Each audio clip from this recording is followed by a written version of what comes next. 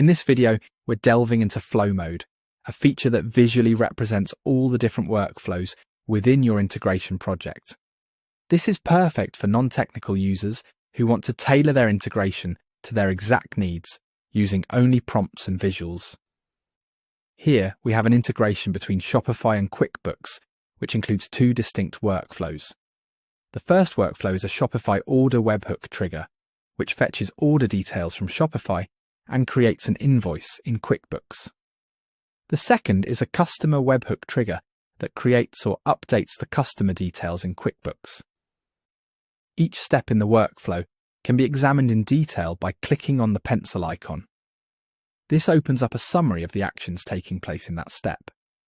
For instance, when a webhook is received from Shopify, it triggers a series of events. These include querying the Shopify GraphQL admin API to retrieve detailed information about the order and processing and extracting full data of the order, including handling pagination for orders with many line items. Next, there's a lookup that searches for the customer in QuickBooks using their email as a unique identifier. If the customer doesn't exist, it initiates the customer creation process. This involves checking for the customer in QuickBooks, and if they aren't found, creating a new customer. This process employs a feature called Key Value Store in Versori. The workflow then creates a customer in QuickBooks and transforms the data from the Shopify order data structure into the QuickBooks invoice format.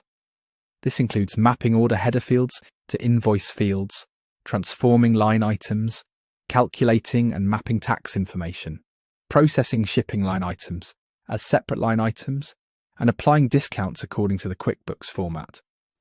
Or you can modify the workflow at any step by simply clicking on the prompt and inputting your desired prompt into the field.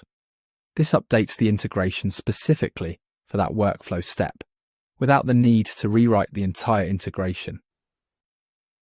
As always, you can return to the main prompt box at any time and type in anything you wish to change or update.